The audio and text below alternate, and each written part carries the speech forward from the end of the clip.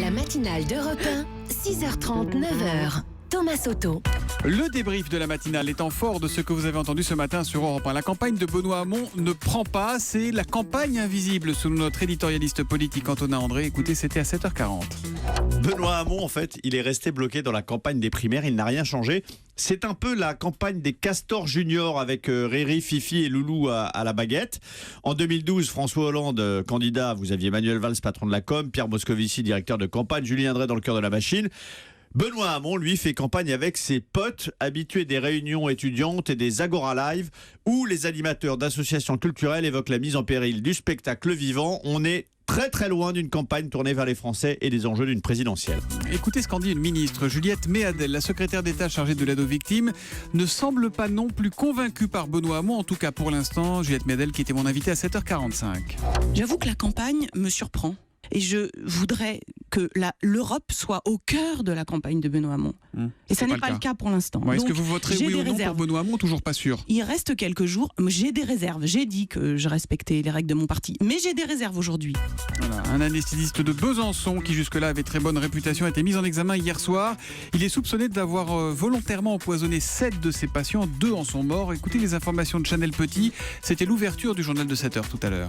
Les faits se seraient déroulés dans 2 cliniques différentes à Besançon et à chaque fois le même schéma. Un patient sans prédisposition particulière, une opération qui se passe plutôt bien et puis l'injection d'une dose mortelle d'un produit qui provoque l'arrêt cardiaque. 2 des 7 victimes sont mortes, un homme de 53 ans opéré des reins et une femme de 51 ans admise pour une simple fracture.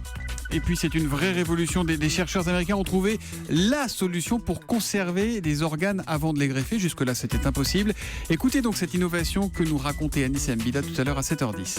Alors, on savait déjà conserver un foie ou un poumon en le cryogénisant dans l'azote liquide, mais à chaque fois qu'on essaye de le réchauffer, eh bien, il se détériorait. Ça fait des années qu'on essaye, sans succès. Eh bien, on vient d'y arriver et ça permettra de sauver des milliers de vies puisqu'on va pouvoir créer des banques d'organes.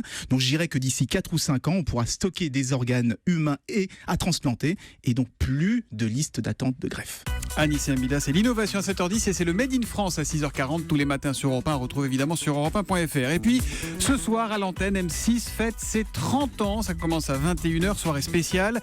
Et Baroque du coup s'est incrusté dans le bureau du président d'M6, Nicolas de Taverneau. Écoutez, c'était à 6h45 dans le kiosque d'Europe 1. Bon, alors je dois vous avouer une chose, c'est que j'ai essayé de le soudoyer en lui demandant s'il regrettait le départ d'un animateur, tout en lui soufflant votre nom, Thomas Soto, bien évidemment. Et en fait, il a préféré me répondre ça. Dans les très bons souvenirs, il y a le lancement en 93 de Capital le soir, le dimanche soir, avec Emmanuel Chin.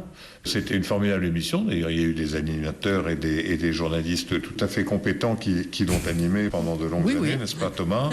Et c'est une émission qui reste vraiment passionnante et intéressante à l'antenne. Et ça, c'est des très bons souvenirs pour moi. Oui, c'est une très bonne émission Capital. Merci à Eva Rock et à Nicolas de Taverneau et bravo M6 à qui on fête les 30 prochaines années aussi réussies que les 30 précédentes. Et puis tiens, écoutez, on a eu un petit message ce matin. C'était à 6h25 d'un auditeur qui n'est pas complètement comme les autres parce que lui, quand il parle, il chante et vous le connaissez. Écoutez. J'écoute la matinale d'Europe 1 avec Thomas Soto. Voilà. Et c'est le vrai, attention, c'est pas Nicolas Canteloup qui imitait Kenji Girac, c'est bien Kenji qui nous envoyait ce petit message sympathique. Kenji qui sera le 13 mars l'invité de De quoi j'ai l'air, l'émission de Nico Saliagas entre 20h et 21h. Ce soir, c'est Thomas Dutronc qui s'y colle.